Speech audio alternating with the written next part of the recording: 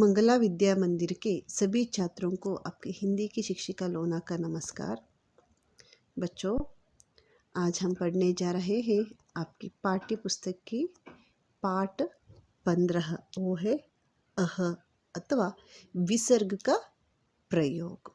तो बच्चों, सभी अपने अपने टेक्स्ट बुक ओपन कर लीजिए। पेज नंबर 73 पे है। इस पाठ पर कोई अभ्यास कार्य कुछ दिए नहीं है, सिर्फ कुछ विसर्ग का प्रयोग करने वाले कुछ शब्दों को दिए हैं छोड़कर, और कोई अभ्यास कार्य नहीं है इस पाठ में। तो पहले हम पाठ को पढ़ेंगे, ठीक है। अजय और आंचल प्रातः चलकर जंगल में गए। उन दोनों को भूख लगी, अतः उन्होंने भोजन किया। वे पुनः चलने लगे। अंततः अपने गांव में पहुंचे।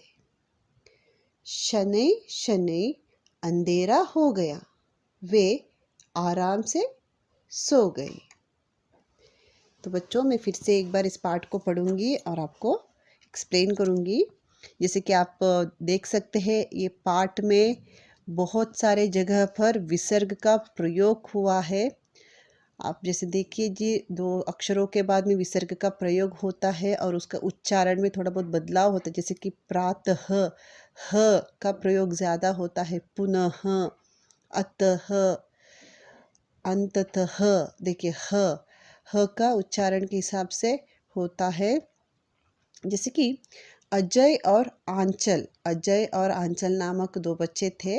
वो प्रातः चलकर जंगल में गए। प्रातः मतलब क्या है? प्रातः मतलब सुबह। प्रातः मतलब सुबह। जंगल मतलब फॉरेस्ट। उन दोनों को भूख लगी। अतः मतलब इसलिए उन्होंने क्या किया? उन्होंने भोजन किया। अतः मतलब इसलिए उनको बहुत भूख लगी थी, इसलिए उन्होंने भोजन मतलब जो खाना लेके आए थे वो खाना खाने लग गए। वे पुनः चलने लगे। पुनः मतलब फिर से अथवा दोबारा करके भी आप कहते हो। पुनः चलने लगे मतलब एक जगह से और एक जगह में चलते गए। अंततः अपने गांव में पहुंचे। अंततः मतलब अंत में, अंततः आखिर में करके हम कह सकते हैं। अंततः मतलब आखिर में वो कहाँ पहुंचे? अपने गांव पहुंचे, अपने विलेज जाकर पहुंचे। शनै शनै अंधेरा हो गया। शनै शनै मतलब धीरे धीरे। अंधेरा मतलब क्या होना?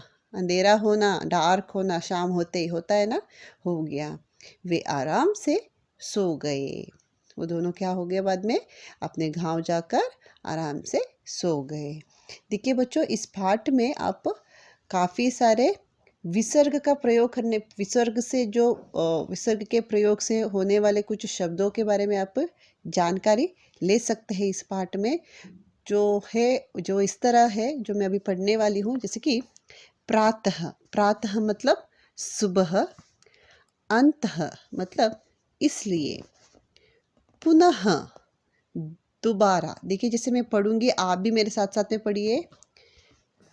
अंततः आखिर में।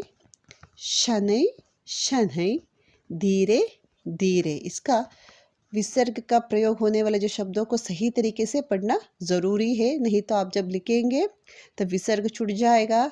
अत लिखने पे वहाँ पे मतलब चला जाएगा। प्रातः करके बोलना पड़ेगा। प्रातः करके बोलने से वो शब्द का सही उच्चारण होगा। प्रात बोलने से गलत होगा, ठीक है, क्योंकि आप लिखते वक्त भी गलत करोगे, तो इसीलिए लिखते वक्त और पढ़ते वक्त दोनों संभाल कर लिखना ज़रूरी है। तो यहाँ पर नीचे अभ्यास कार्य कुछ दिए हैं, जैसे कि पढ़ो और लिखो। यहाँ पर कुछ अभ्यास दिए हैं।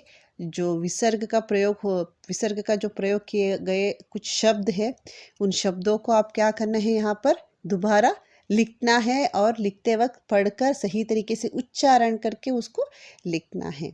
बच्चों, यहीं पर हमारी ये पाठ समाप्त होती है।